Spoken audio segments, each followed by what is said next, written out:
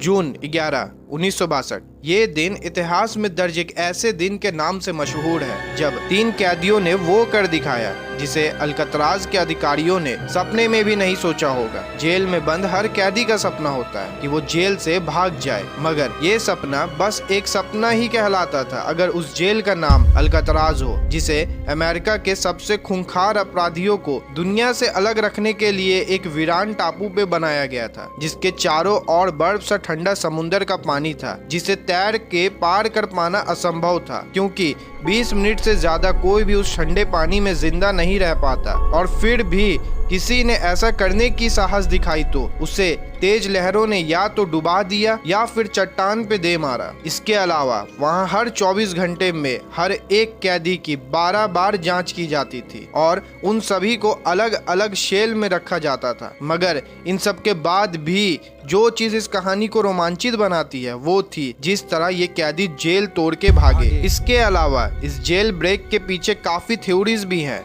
जिसे आज तक कोई सॉल्व नहीं कर पाया, और जब इस घटना के 50 साल के बाद एक गुमनाम चिट्ठी आई तो उसने मानो खलबली ही मचा दी। आज से पहले आपने ऐसी किसी जेल ब्रेक की स्टोरी के बारे में नहीं सुना होगा जहां अजीबो गरीब तरकीबें लगाकर उन 3 कैदियों ने करिश्मा कर दिखाया। This video is for educational purposes and all the information related to this video is either taken from some book, internet or from some documentary.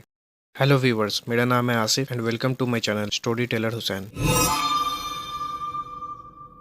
इस कहानी को आप अच्छे से समझ पाए उसके लिए मैं आपको पहले इसके मुख्य किरदारों से मिलवा देता हूँ, जिनमें पहला नाम फ्रैंक ली मॉरिस का है, जिसे 11 साल की उम्र में ही उसके माँ बाप ने अकेला छोड़ दिया था, जिसके बाद से वो अनाथ आश्रम में रहने लगा, जिसके नाम पे दर्ज पहला केस महज 13 साल की उम्र में ही कर लिया गया था। और फिर उसके बाद वो कई बार ड्रग्स स्मगलिंग और गन पॉइंट पे लूट करने के चक्कर में जेल जा चुका है, मगर हर बार वो किसी न किसी बहाने से जेल से भाग निकलता। आखिरकार उसके इसी करतूत से आजीज होकर उसे 20 जून 1960 को अल्कतराज भेज दिया गया। मॉरिस की एक खूबी ये थी कि जब जेल में उसका IQ इंटेलिजेंस टेस्ट लिया गया तो वो दुनिया के सबसे बुद्धिमान 2% जनसंख्या में पाया गया, मगर उसने अपने इस होशियारी का कभी सही इस्तेमाल नहीं किया, वरना वो आज दुनिया की तरक्की में अपना योगदान दे रहा होता। इस कहानी के दूसरे किरदार हैं 2 भाई जॉन एंड क्लेरेंस एंगलिन, जिनमें से एक को अक्टूबर 24, 1960 और दूसरे को जनवरी 10, 1961 में अल्कतराज भेजा गया, जब दोनों अटलांटा पेनिटेंशियरी के जेल से लगातार भागने की कोशिश करने लगे। इन दोनों भाइयों की खूबी ये थी कि ये दोनों बचपन से ही अच्छे तैराक थे और ये कुछ हद तक शरीफ भी थे, क्योंकि इनका कहना था कि इन्होंने कभी किसी को हानि नहीं पहुंचाई और एक बार बस बैंक रॉबरी के दौरान ही इन्होंने गन का इस्तेमाल किया था, और वो भी बस एक टॉय गन का। इस कहानी का आखिरी किरदार था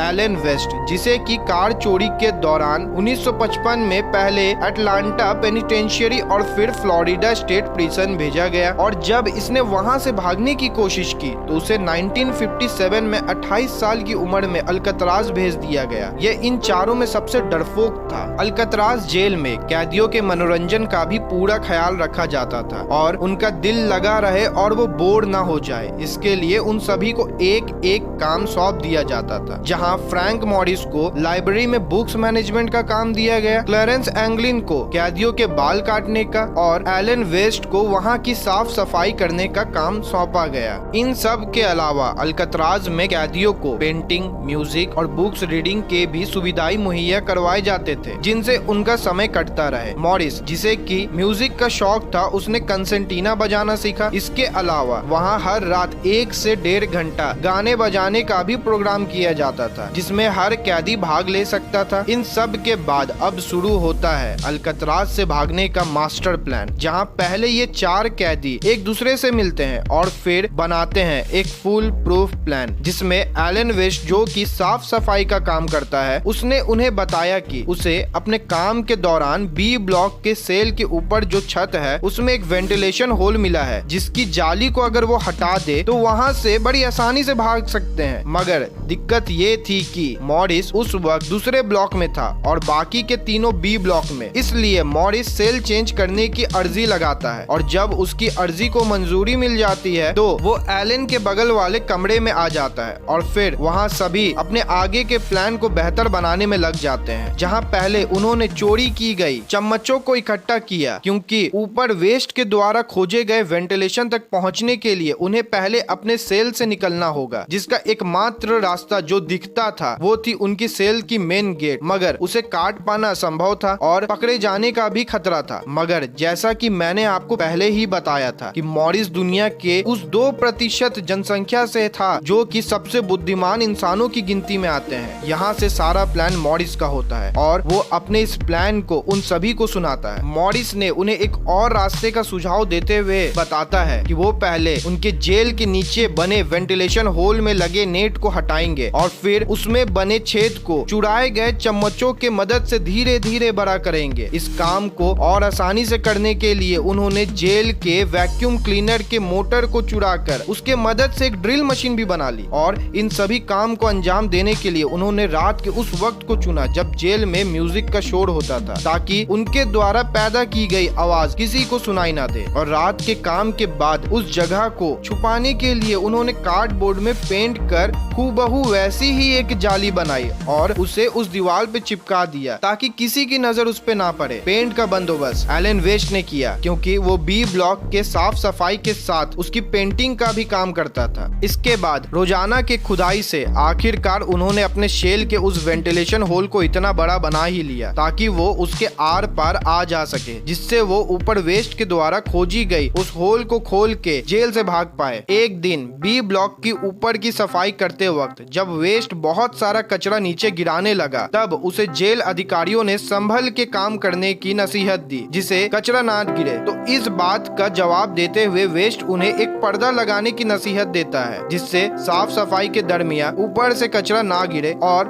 बाद में राय मशवरे के बाद जेल अथॉरिटी द्वारा उसके इस सलाह को मंजूर भी कर लिया जाता है। दिन बीतते गए और इसी तरह 12 जून 1962 का दिन आ गया, जब सुबह के 6:30 में सभी कैदियों को रोज की तरह जगाया जाता है। और जब अधिकारी मॉरिस को उठाने उसके कमरे में पहुंचते हैं तो वो उनके कई बार आवाज लगाने पे भी नहीं उठता, जिसपे नाराज होकर जब जेल स्टाफ ने उसके सर को जोर से हाथ से मारा तो वो एकदम से नीचे गिर गया, जिससे वो काफी घबरा जाता है। और जब उसने उसे ध्यान से देखा तो वो उसका सिर नहीं बल्कि एक डमी हेड था, मतलब एक पुतला। ये वो वक्त था जब पहली बार अल्कात्राज जेल की सायरन बजाई गई और जब उन जेल गार्ड्स ने आगे और तलाशी ली तो उन्होंने पाया कि बी ब्लॉक के 2 और कैदी गायब थे और वो थे एंगलिन्स ब्रदर। ये देखकर उन सभी गार्ड्स और जेलर के पैरों तले जमीन खिसक गई, क्योंकि अल्कात्राज को बनाया ही इसलिए गया था ताकि कोई कितना भी शातिर कैदी क्यों ना हो उसमें सेंध लगाकर भाग ना सके। बात कुछ ऐसी हो गई जैसे टाइटैनिक को लोग कहते थे कि वो कभी नहीं डूब सकता और वो अपने पहले ही सफर में डूब गया। उसी तरह अल्कात्राज की भी पूरी इज्जत अब दांव पे लग चुकी थी। इसके बाद जांच आगे बढ़ाई जाती है और जब उन तीनों के सेल्स को बारीकी से चेक किया गया तो पता लगा कि उन्होंने वेंटिलेशन के लिए दिए गए जाली के छेद के सहारे भागने का प्लान बनाया, जिसकी भनक किसी को भी नहीं लगी। और इसके बाद जब बाकी कैदियों के सेल्स की तलाशी ली गई तो वेस्ट के सेल में भी वैसा ही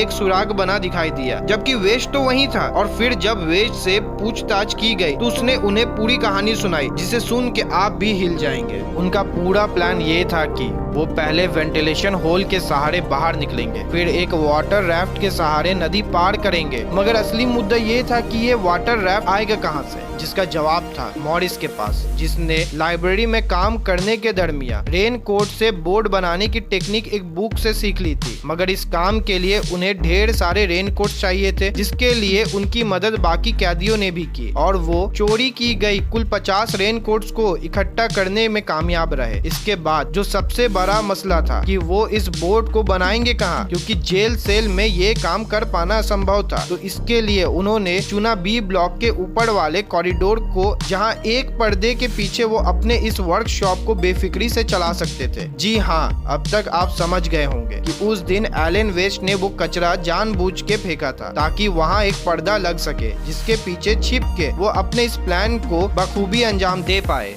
अब बोट की तैयारी का भी प्लान रेडी था, मगर जैसा कि मैंने पहले भी बताया था कि अल्कात्राज में हर कैदी की 24 घंटे में 12 बार जांच और 13 बार गिनती की जाती थी। तो ऐसे में रात में उन्हें अपने सेल में ना देख जेल गार्ड्स को उनके जेल ब्रेक प्लान के बारे में पता चल जाता। तो इसके लिए उन्होंने टूथपेस्ट, साबुन और टिश्यू पेपर का इस्तेमाल कर एक डमी हेड बनाया और उसे और असली दिखाने के लिए उस पे इंसानी बाल भी लगाए, जिसका बंदोबस्त क्लेरेंस एंगलिन ने किया क्योंकि वो जेल के कैदियों के बाल काटता था। हर रात वो उस डमी हेड को बिस्तर पे लगा के वेंटिलेशन के रास्ते से होकर ऊपर कॉरिडोर में बनाए गए अपने वर्कशॉप पे बोर्ड बनाने का काम करते, जिससे सटाने के लिए उन्होंने जेल के स्टीम पाइप के गर्मी का इस्तेमाल किया। और फिर बोर्ड बनने के बाद उसमें हवा भरने के लिए मॉरिस ने अपने उसी म्यूजिकल इंस्ट्रूमेंट का इस्तेमाल किया जिसे वो जेल में बजाना सीखता था। ये सब महज एक कोइंसिडेंस कतई ही नहीं था, बल्कि सोची समझी एक मास्टर प्लान थी जिसका हर एक पहलू बड़े सातिर तरीके से रचा गया था। मगर इन सब के बाद आपके मन में ये सवाल उठना लाजमी है कि आखिर एलन वेस्ट वहाँ पीछे कर क्या रहा था। इसका जवाब भी एलन वेस्ट ने दिया कि जब वे तीनों 11 जून की रात भागने वाले थे तब उसके शेल की जाली को उसने बड़े सख्ती से जाम कर दिया था, जिससे वो सही समय पे नहीं खोल पाया और जिसके कारण वो पीछे छूट गया इस कहानी को सुनाने के लिए। इसके फौरन बाद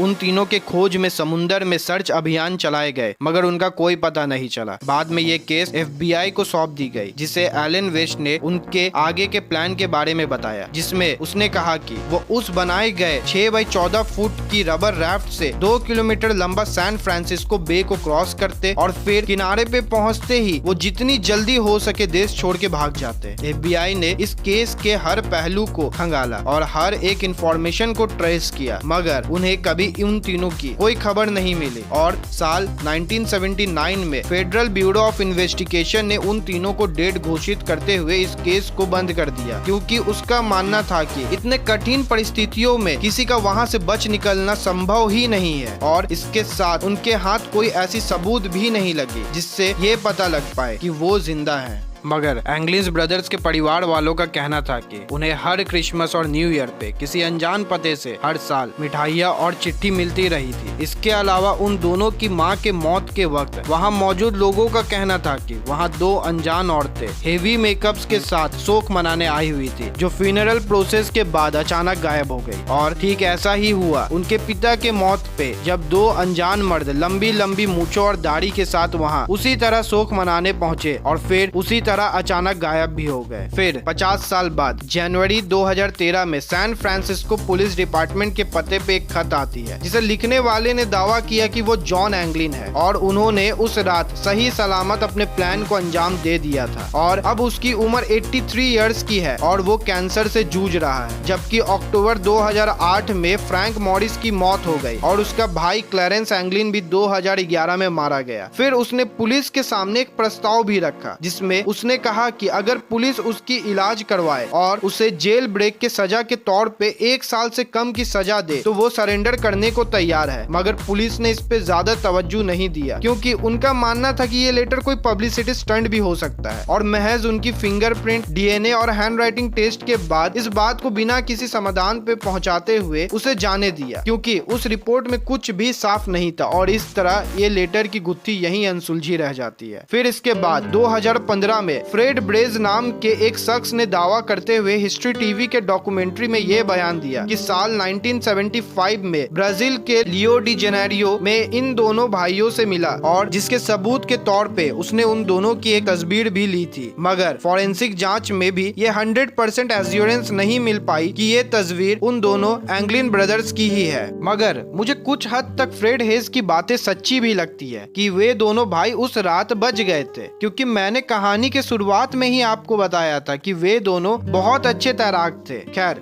इस कहानी ने तो मेरे दिमाग के सारे घंटी बजा दी। और आपकी क्या सोच है, क्या वो तीनों सही में जिंदा बच निकले थे या नहीं? इसे कमेंट बॉक्स में जरूर बताइए। और अगर आपको ये स्टोरी अच्छी लगी तो चैनल को सब्सक्राइब करना मत भूलिएगा, क्योंकि इसे मैं अपनी मेहनत का रिवार्ड समझूंगा। Thank you.